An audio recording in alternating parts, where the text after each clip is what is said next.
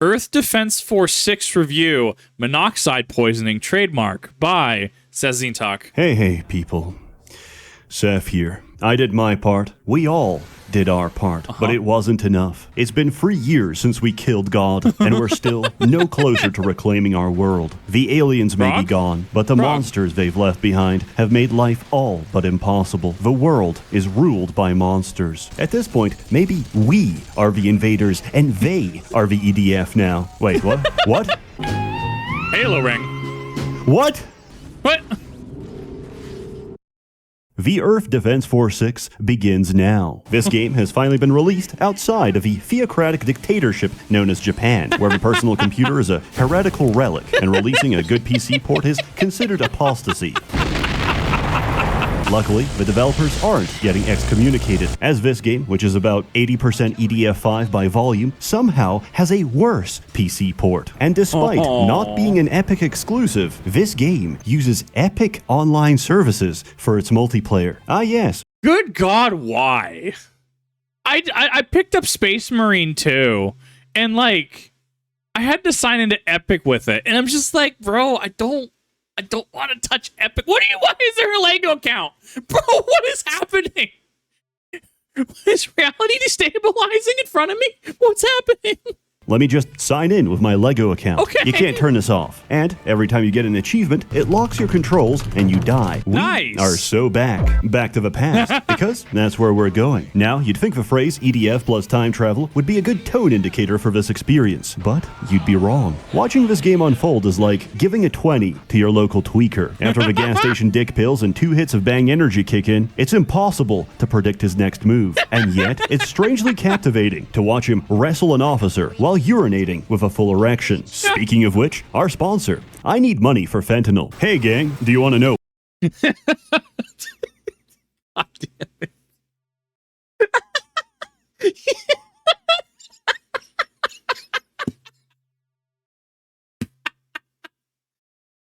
Yeah. I got nothing for that one. Honestly, that entire logic train just tracks. Why we're dealing with this invasion? Because someone, you specifically, forgot to install ExpressVPN. That's right, Earth Defense Force is a metaphor for what happens when you browse the net without a VPN. Like ants to a picnic, your unsecured connection attracts all manner of unsavory characters. From your ISP to scummy data brokers and government glowies. Who knows what they want or what they'll do when they get it. If you're Is this a mod or is this actually in the game? Like, this is Takanashi Kiara from HoloLive. This has to be a mod, right? Yeah. lucky, they'll just sell off your data to the highest bidder and turn your life into a living hell of targeted advertising. If you're unlucky, they'll establish a detailed record of every illicit detail of your personal life and use it against you to ruin your life. That's right, you'll be forced to resort to making TikTok slop content just to get by. Ugh. You know, there was a time I used to do TikTok. I used to, and then TikTok shop happened, and my feed got all sorts of janked up, and I just don't enjoy it anymore. It just kind of makes me feel icky. What do you mean it's official? It's a pre-order bonus, so I clearly can't actually get it anymore, right? So I might have to buy this game on principle because SsethTzeentach showed Takanashi Kiara, so I might have to actually buy this game. Oh, wait, is this connected to servers? Can I play this game at 999 ping? Can I do that? Oh, we got stuff and things. Thankfully, ExpressVPN stops all this and more by routing all of your internet traffic through a secure encrypted tunnel, allowing you to browse the internet anonymously, securely, and privately. Use it to stay safe anywhere, even on unsecured public Wi-Fi.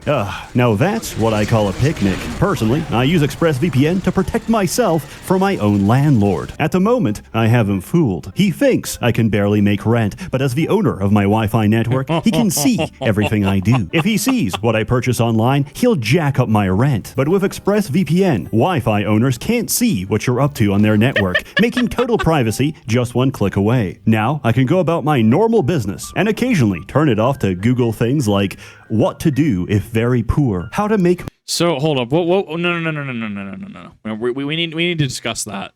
And occasionally turn it off to Google things like...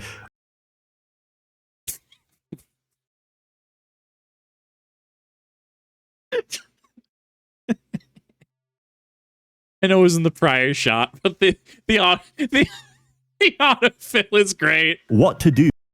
What to do? What to do in Atlanta? Actually, come to think about it, what do you do in Atlanta, Georgia? What is there to do? I think that's the real question here. What do you do in Atlanta? If very poor, how to make money for rent, and is it healthy to eat cement?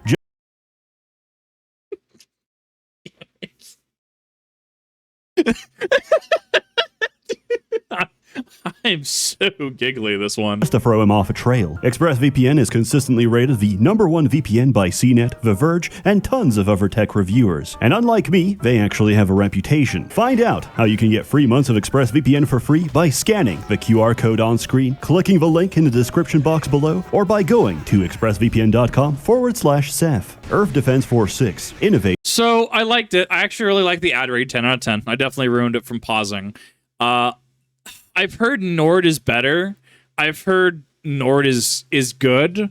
I don't know enough about VPNs. I'm really at the point, especially with what I do, right?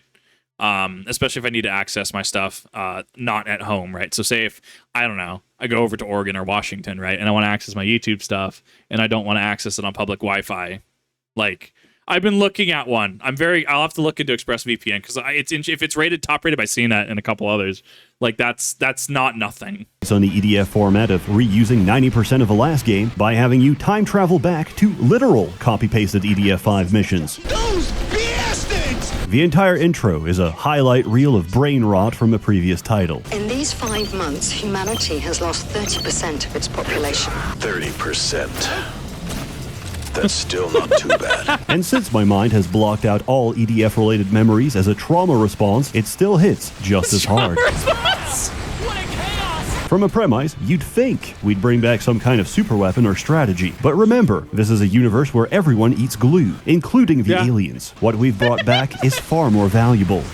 Advice. Advice, such as shoot the glowing weak point. In the original timeline, this took the EDF months to figure out. Your guidance helps a little, but the aliens are sending new enemies back in time as well. We're playing a game of quantum chess, but every player is retarded. So, what's new? Not much. Welcome to EDF. You get one new mechanic and quality of life features which should have been there from the start, like these new damage numbers. So now I can see I'm doing exactly 1 damage. Nice. The Ranger can now turn while sprinting. This took years of programming. Everyone gets a new backpack weapon slot, so now you can actually use all the stupid shit that would have otherwise cost you an entire slot. Backpack weapons also reload passively, so now you don't have to hold it out for a real-life minute to reload your turrets. This entire series is built on breaking you down, to the point where I'm giving praise each time something gets marginally better. Wing Diver gets an infinite durability, spammable shield that blocks everything. Its intended purpose is to survive attacks and get some breathing room. Its actual purpose is to grief your teammates. Yes! Playing Air Raider causes a unique form of brain damage, where all of your dopamine pathways remap to prioritize Big Bomb at the cost of self-preservation. EDF5 tried to fix this by adding more limpet guns in a third weapon slot. EDF6 has given up completely. Now you have an entirely new category of drone strikes which can work underground, or in a timeline where all of your artillery crews are dead. An offenser gets literally nothing. He's exactly the same. Nice. Just like 5, he goes from broke to broken, from garbage can to Gundam that can solo the entire game. EDF's enemy designs take from the late Confucian philosophy of CBT maximalism, which falls into one of the following categories: instant death shotgun, instantaneous corporeal relocation, I can't see what the fuck is going on, I'm having an epileptic seizure, and the rarest category of all, actually good. If they have a gimmick, EDF will make damn sure you know about it. These aliens are armored. They're fully protected, clad in armor, head to toe. They're covered in armor. Where do we even aim? These enemies have new gear. There are just a few heavily armored aliens. For example, the flying drones have a unique mechanic, the rules of which are described to you in excruciating detail. And what is it? When you shoot an enemy, they get mad. One of the simplest game mechanics that anyone, no matter how much their mother drank during pregnancy, can figure out on their own. In any other game, you would not need to drill this into the player, but this is EDF. I've spent the last 15 hours inhaling nitrous and holding left click. I'm grateful for this reminder, because with zero explanation, a new red drone shows up, and if you aggro more than one at a time, you're already dead. Wild. That's supposed to be a decoy. In EDF 5, they were useless because they had no health. In EDF 6, very useless because the aliens won't fucking shoot at them. EDF's yeah, that is Gargura. Okay, no. What an interesting game. network of radio gaslighters will keep you stocked up on genuinely dogshit advice. At one point, android suicide bombers show up and you're told to run away, hold your ground, shoot the bombs, don't shoot the bombs, and link up with Charlie. Charlie is the key to all this. A terrifying new enemy. However, are we going to hold shift? Their weakness is the shift key. Surprisingly, most of the new designs aren't terrible. Androids shoot their hands, which is a physical projectile that can be shot out of the air. The new drones have weak spots and dodgeable attacks. The cruel are actually interesting. They can block attacks with their energy shield until it overheats. In the game's own words, the black ones don't work. It's genuinely fun combining different gear and strategies to get past their shields. And then you play a mission with a rolling pillbugs and all that praise goes out the window. I need to make one thing very clear. Cheat engine is no longer optional. I complained about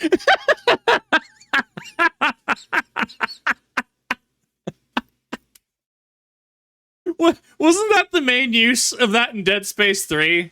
Wasn't the I actually liked the little scavenger little bot. I think it was really cool. Didn't people end up just cheat engineering the resources because the grind was actually ass? Oh my god. Oh, that's brilliant. the drop system in 5, but now it's worse than I could have possibly imagined. Let me give you a quick rundown. Enemies drop armor and weapon crates. Armor crates permanently increase max HP by 1. Weapon crates are gacha tokens that give 1 spin of the end of mission reward wheel. These weapons come from a genuinely schizophrenic loot table based on mission number and difficulty, with a bias towards whatever class you're playing. Getting duplicates levels up the star statistic. This is not a small bonus. It brings the weapon from borderline useless to borderline griefing. If you're operating under a reasonable assumption that difficulty options are purely a matter of taste, EDF will punish you. If you play the entire game on normal, you'll encounter only 25% of all items. If you want to But so I want to interject. We see this in Diablo, right? Like certain items don't even spawn until you get to what, hell difficulty, right? So Diablo 2 loot runs, right? Like normal difficulty gives you up to a certain point. Whatever the next one after that is, it Nightmare, the hard mode, right? That gets you more drops in certain things and higher chances of certain gear, right? But then actual hardest difficulty hell runs, right? Like those will get you some big boy gear, and that's where people do Andario runs, right? I mean, this has been a mainstay in gaming for a while. 25%, little rough, and I guess that comes down to the gameplay loop. Is the game truly replayable or not? I mean, the game might have enough like stuff going on stream that it absolutely just kicks my dopamine into high gear. And I'll just do like 20 runs. It's entirely possible.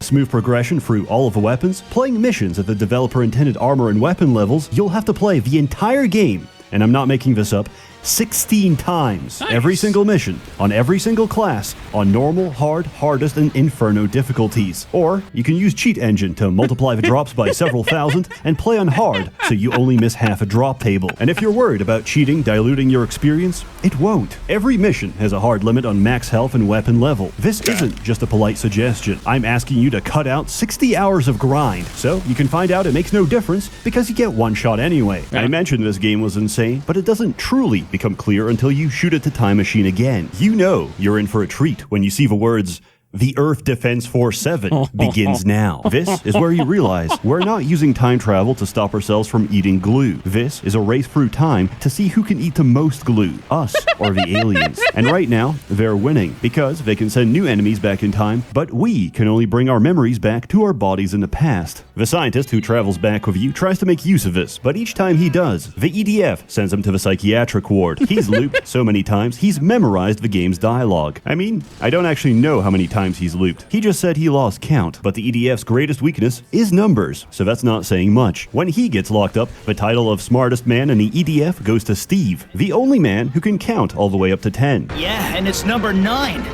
The 9th one out of 10. Truly, our brightest mind. I'd kill for a meal. I'd even eat a monster at this point. People smarter than us have already tried. I believe them, because this is a post-No Child Left Behind universe. EDF has a very particular way of introducing new enemies. First, you'll... I love this because I was literally quoting this week I've dude, I quote that more often than I should.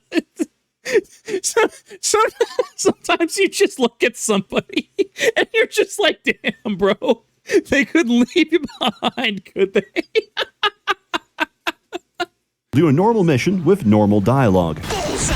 Then, near the end, the NPCs will randomly bring up something you've never heard before, like, I would have never believed that demons would rule over the surface 3 years ago. Okay. You're left wondering, is that a metaphor? Then you go to the next mission and... Oh shit, they weren't kidding. That Cruel is getting prime toppy.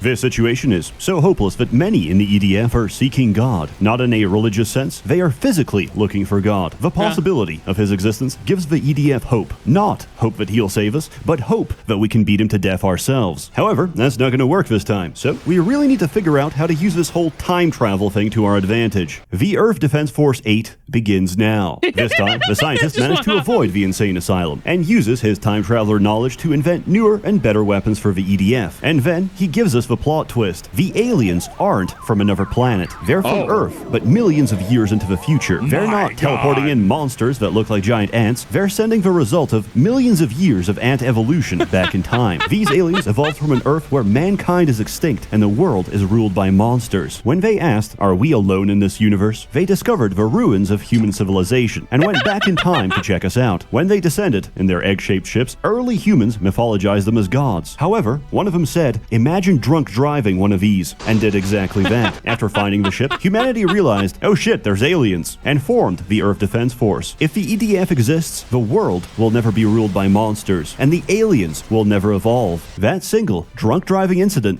just time paradoxed the aliens, but they have one last option to stop themselves from getting blipped. They evolve from a world where humanity is extinct, so they just need to make us extinct. Now, you may be thinking, why not just go back and turn Grug and Grunga into paste? Because that would cause another time paradox. If they solve a problem too early, then they never needed to solve the problem, and will never solve the problem. That's why they invade at the start of EDF 5. It's just after the formation of the EDF, so there's still a reason to go back and invade. All of this means we have a chance. We just have to do well in one loop, and we can time paradox the aliens out of existence for good. This time, we do so well against the aliens that instead of emerging from a bunker into a war zone, you're greeted by an army of advanced soldiers, living in a high-tech utopian Wakanda. Then you blow it all up, but despite your efforts, the aliens are still one step ahead. Every loop, they send their evolved ships back into the ring. Turns out these ships carry a log of everything we did during the war, and they go back in time and use that to retroactively win the war. They've been doing this the entire time, but out of everything in this fucking game, they are being subtle about it. At the start of the game, a ring ship appears. Then, in the next mission, everything's destroyed. They didn't just move quickly, they went back and changed the timeline. We can only go back in time by shooting at the ring at a specific time. But if the aliens time travel before then, they can retroactively change the current timeline from one where we have 10 billion civilians to one where we have 500 civilians because of EDF's time travel rules. Every mission takes place in its own temporal pocket dimension. Any attempts to change the timeline, past or future, will get queued, and all the queued actions resolve when the mission ends. If we're in mission 50 and you send me back in time to introduce your father to competitive League of Legends, you can watch me leave and you'll be perfectly fine. Then, on mission 51,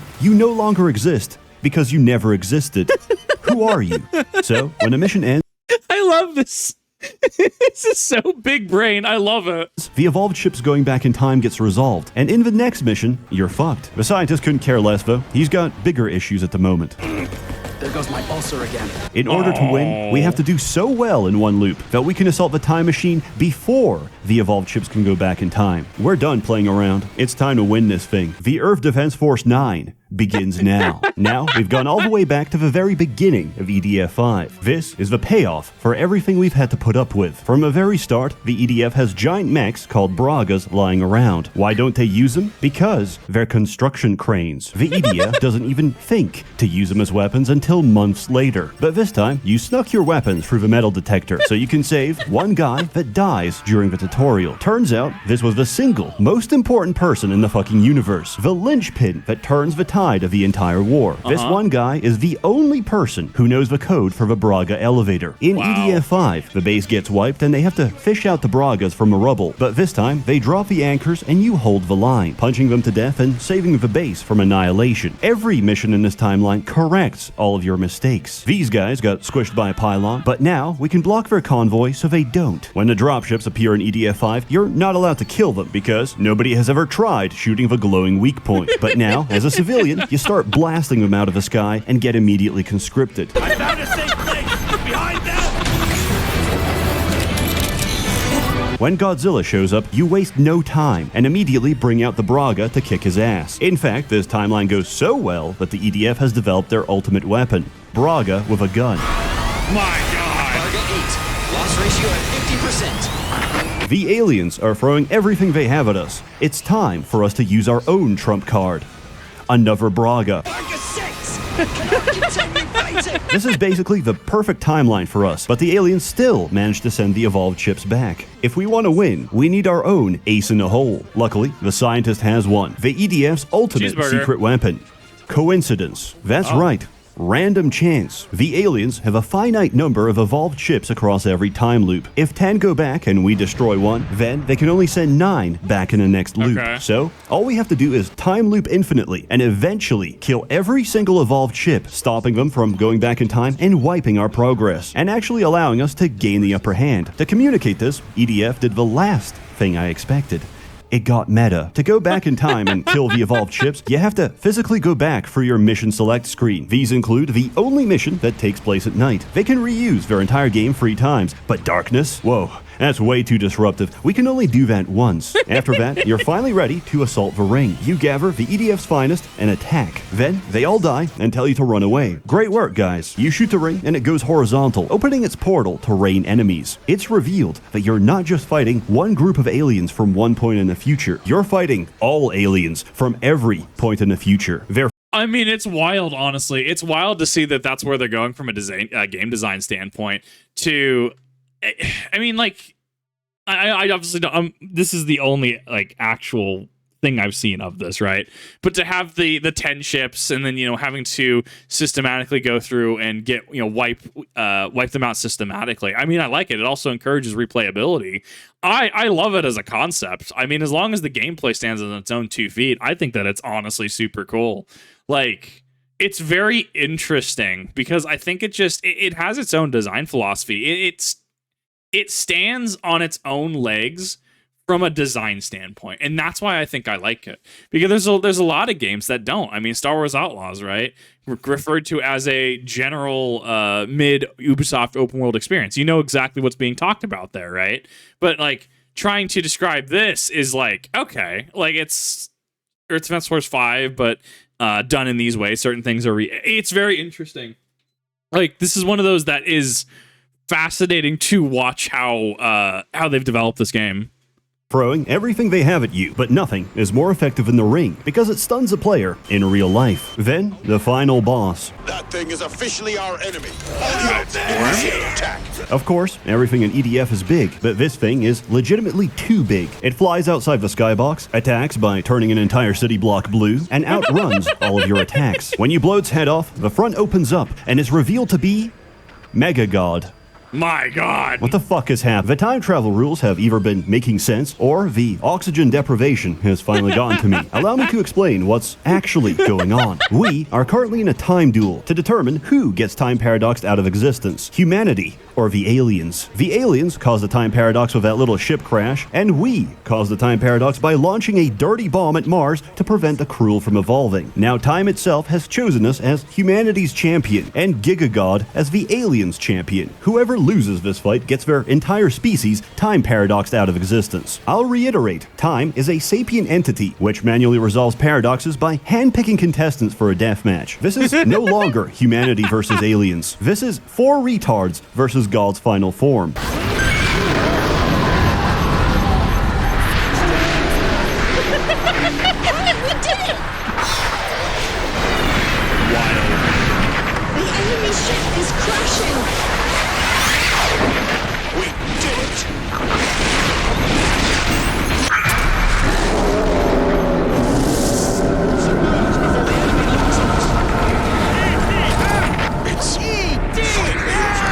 Remember, aliens, you're no match for the indomitable human spirit. I've met men who could goon for 36 hours straight. I've met stronger men who could flicker goon for 7 seconds. Humanity always has and always will overcome adversity because we have something you don't.